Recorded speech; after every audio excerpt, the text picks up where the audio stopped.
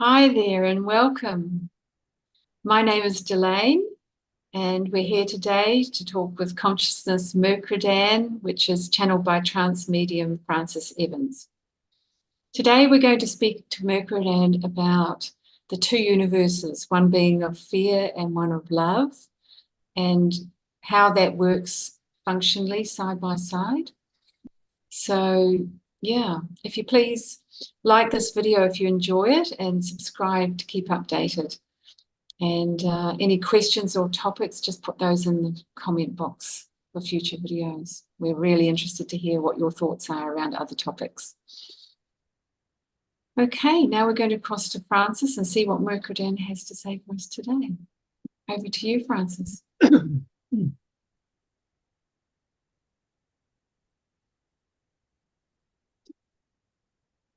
Once again, it is my privilege and pleasure to come and spend these few moments of your time.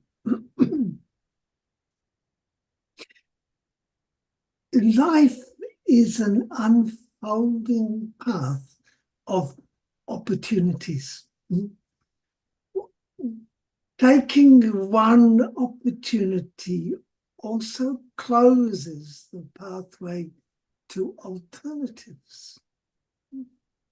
So one experiences life in such an unfolding way, so that there is no such thing as a wasted lifetime. Often that is a perception, whereas learning always leads to success. Shall we begin a conversation? Yes, thank you, Mercredan. So we've spoken in the past about the two universes, one of fear and one of love. Can you explain a bit more about their functionalities side by side as two universes?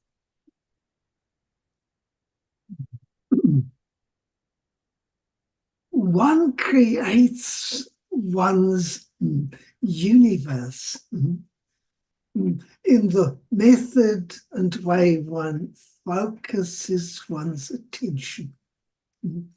And so it is then that alternate realities appear in a unified potential. Shall we say then that alternatives, that is, paradoxical opposites, create different fields of influence. If one lives in a world that is dominated, shall we say, by competition, that is, there are winners and there are losers, then one will also experience the quality of that experience. So shall we say one part of it is winning and the rest is losing out. So there is always the fear of not making the grade, as it were. And as a result, then one has, shall we say, to increase one's aggressive nature in order to succeed. So shall we say then, the universe experiences the nature of conflict. In this universe, exist as experience. In the opposite, the counterintuitive side of that conflicts to be resolved. You understand, there is always a diplomatic solution to the conflict. And so one tries to come to terms with how to resolve differences of opinion. So one is open, shall we say, to acceptance. Then that brings about a series of energies, if you like, that draw to one those that appreciate and have gratitude. Do you follow what I mean? And as these two begin to focus attention on which one energizes it, and it becomes one's, shall we say, one's field of influence begins to apply, and over the period of lifetime, the two separate out into independent and historically different perceptions. It is difficult, if you like, to describe such events when one is so determined to hold on to physicality as the only possibility. You understand, when one recognizes that the physicality is the result of definition, and when one is constantly defining oneself as one part, separate from others, in other words, these are my people and those are not. One is then always deliberating on the side of conflict.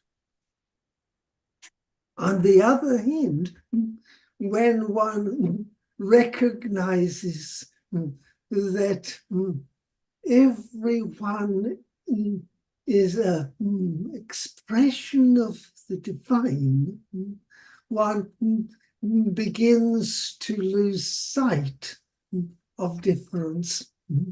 And when one emerges, the world that one experiences is not, shall we say, of this world.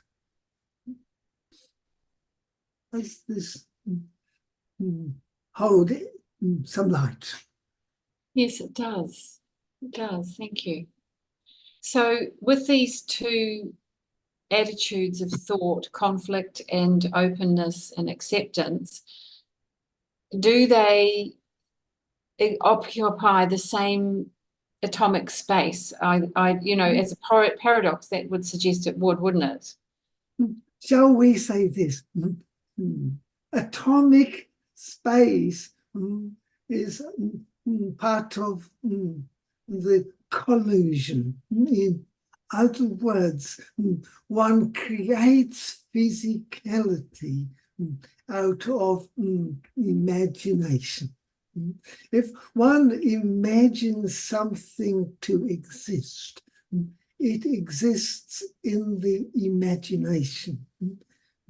One then, shall we say, occupies the space within imagination, and one perceives it, shall we say, as a physical reality called your earth dimension.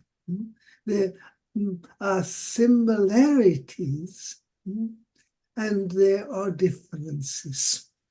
Do you follow what I mean?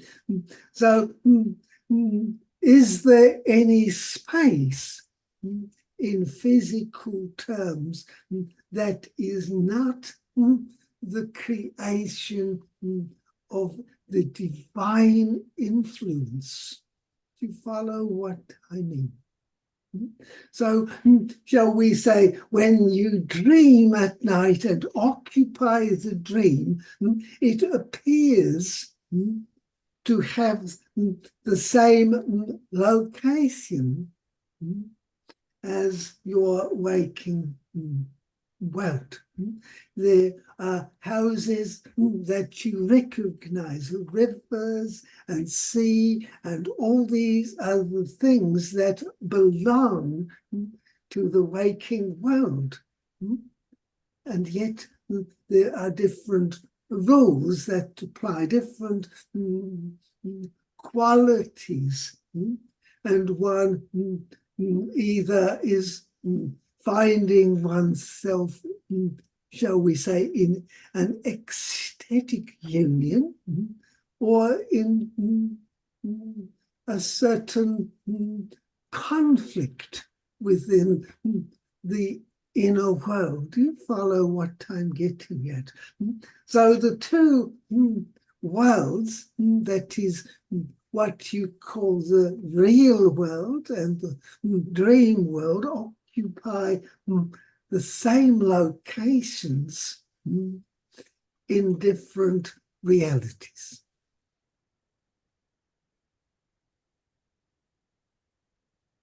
Does this make sense? Yeah, it's getting clearer. So when there's a bad weather event like a sudden flood or a fire that destroys a whole city and everybody's experiencing it, is it likely that somebody who's in the communal or the collegiate sense not see it the same way and not have the same fallout effect as somebody who is scared about it, things like that? Shall we say, often such people happen to be away on business, on pleasure, on other things that are not affected by it in the dramatic sense. Of course, there are physical challenges, in other words, houses and homes and such forth can be destroyed. And yet, what is always at play, shall we say, is the fear of dying. You understand, the physical dimension is a focal point in which the very consideration of death poses a placement of fear. In other words, rarely are people unaffected by the nature of, shall we say, transformation. Do you follow what I'm getting at? You want to hold on to your family and friends, people that you are habitually connected to, you have ideas about and are influencing. And then they leave for whatever reason, whether they are old or young is not the point. But they have served, shall we say, their time in that dimension of focus. And so events are required, whether it is, shall we say, a health event, a weather event, a what you call accidental event, and so on. These are the mechanisms by which, shall we call it, tragedy is brought about.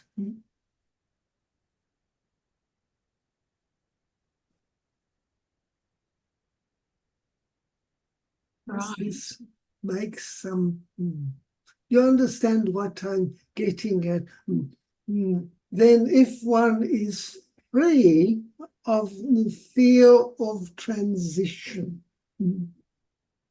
one can walk, shall we say, without further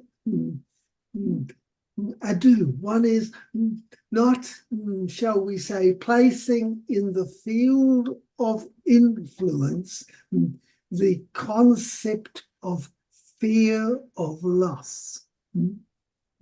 Whether one loses or gains is simply an aspect of the unfolding life one is walking along. One is either walking with the divine or alone.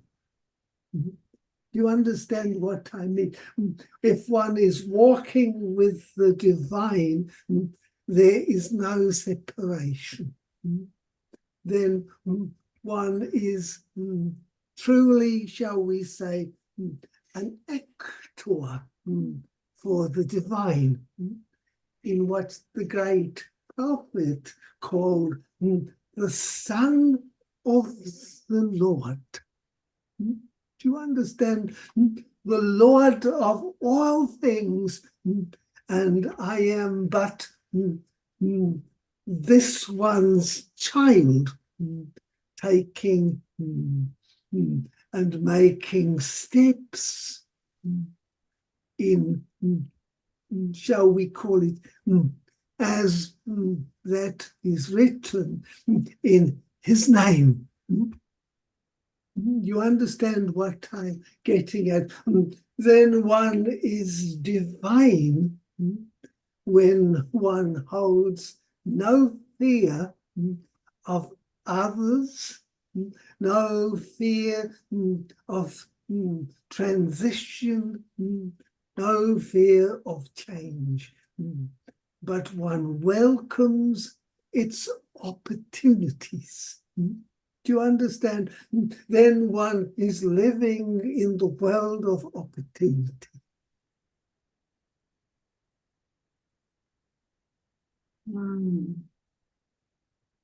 Very interesting.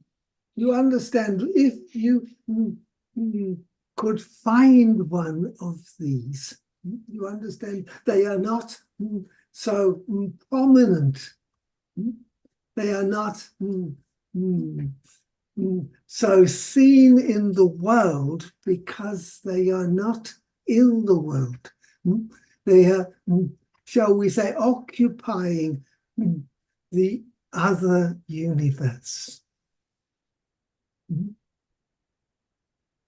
And so they see each other. I want to say this. As the new species takes its place, many more of them are occupying that dimension because they can see the failures of the old. They are not so interested in the world of win and lose.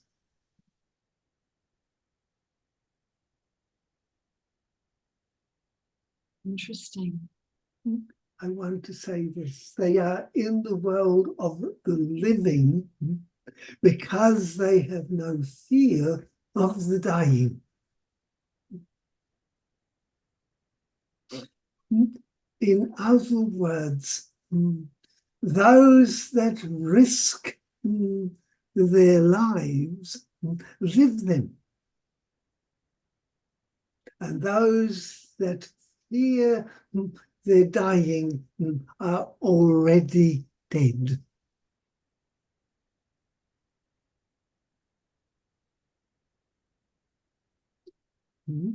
You see how it is that in this time we are calling it the waking up.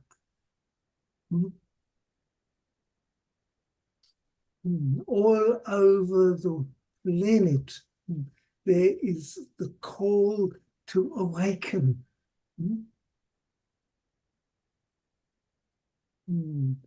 That is the awakening to opportunity that comes, shall we say, with taking the first step.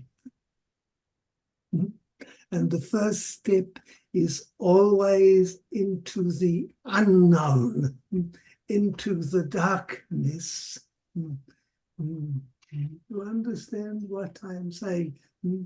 One takes the first step that is risky.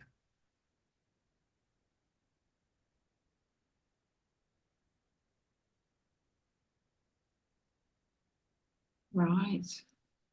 And I am going to take this back to my dear friend, because always there was the reluctance to take that step, to step into the world and be seen.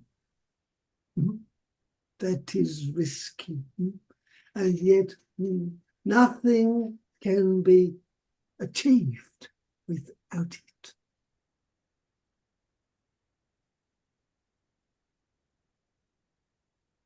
Your question. Definitely.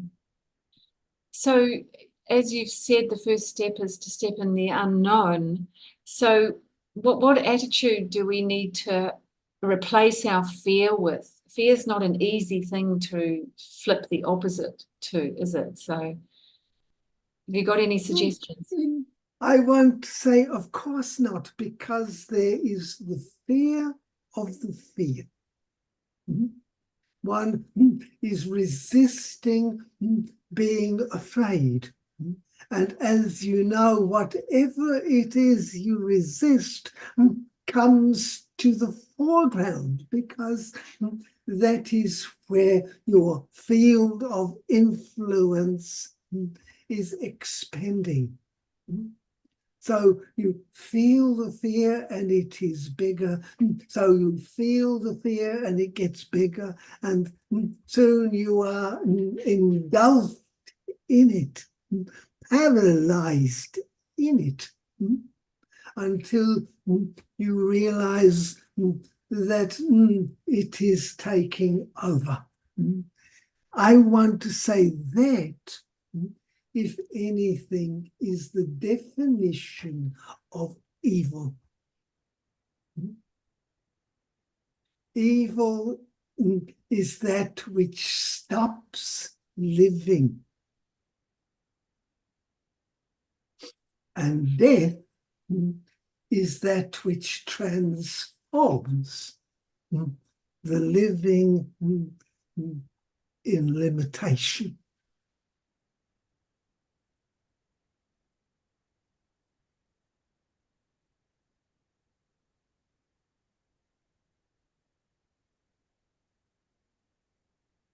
So you're saying living in limitation, is that with that first step, you're part still fearful, but you're stepping out of it consciously? That is correct. One is taking the first step of risk into realizing that in order to live, it will always be a challenge that one might die. And when you believe that dying is the end of all things, then one invests everything in staying alive, even though it is foolhardy and cannot be delivered.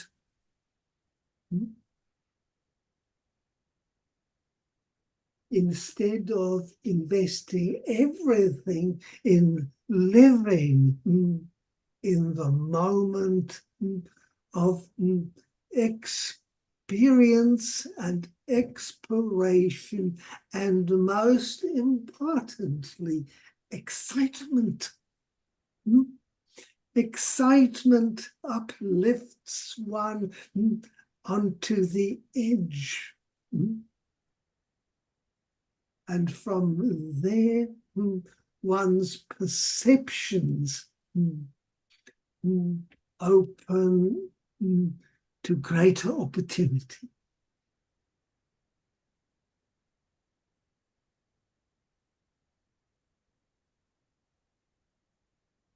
So it's about giving up our limitations and trusting, isn't it? Of course. And that is trusting the divine will only call you back when you decide. When you have completed the task as you first set out. Some people can complete the task early and some later, and some set a bigger task that requires a longer period of investment. None of it requires judgment from others. You understand, it is your own personal decision when and how to descend into the physical environment, how to explore it, and when to let it go.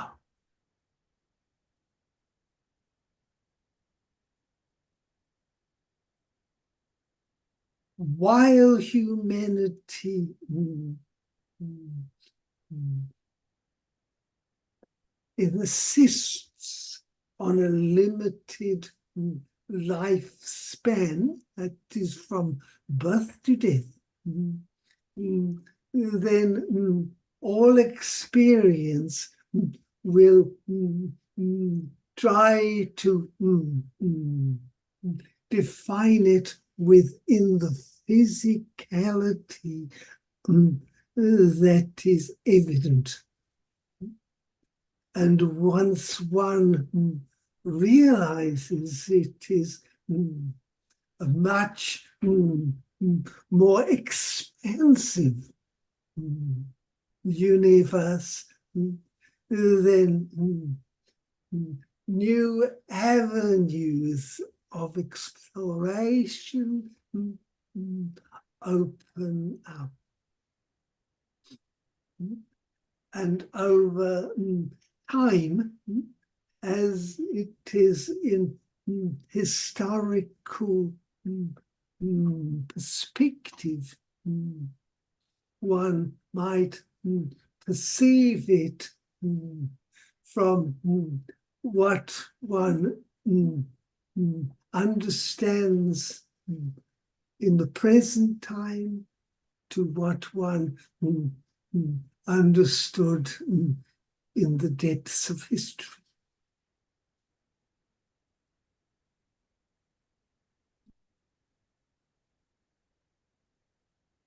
In other words, let us, in the philosophical point of view, history divided life into the present and the punishment and the reward.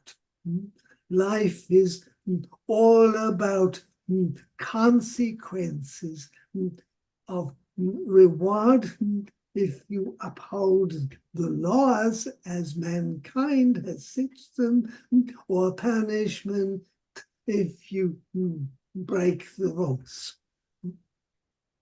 And in the moment of time, as it is being experienced and defined in the present time, you are starting to see that if you break the rules, you are rewarded.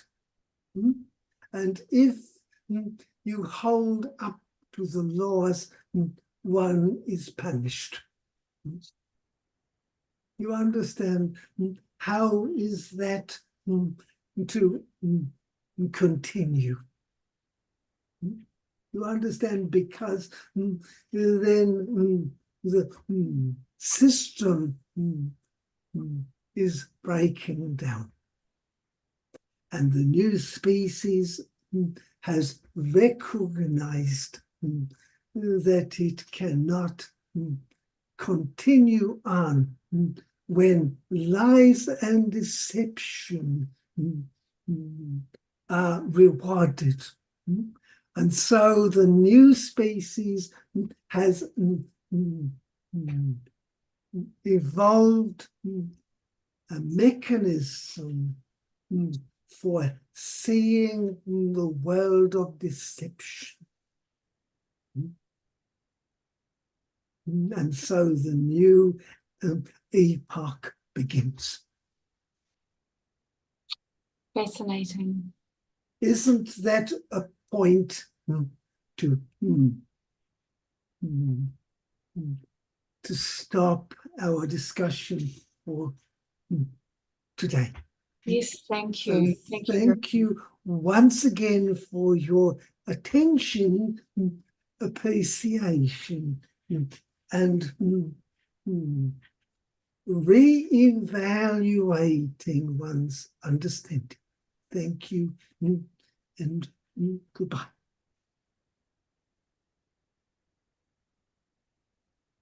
Thank you, Mercredan. And thank you for joining us today. If you like today's session, please click on the like button and subscribe to keep updated. If you're interested in asking Mercredan your own personal questions, Mercredan offers great guidance on how to clear your personal blocks, finding your life path, dealing with challenges to do with relationships, careers, health, and more in our 60-minute private channeling sessions via Zoom. This link is in the description below. We'll be here again in 4 days' time, where Libby will be asking Mercredan about moving beyond the limitations of our 5 senses. So have a good rest of your weekend, and we'll see you next week sometime. Bye for now.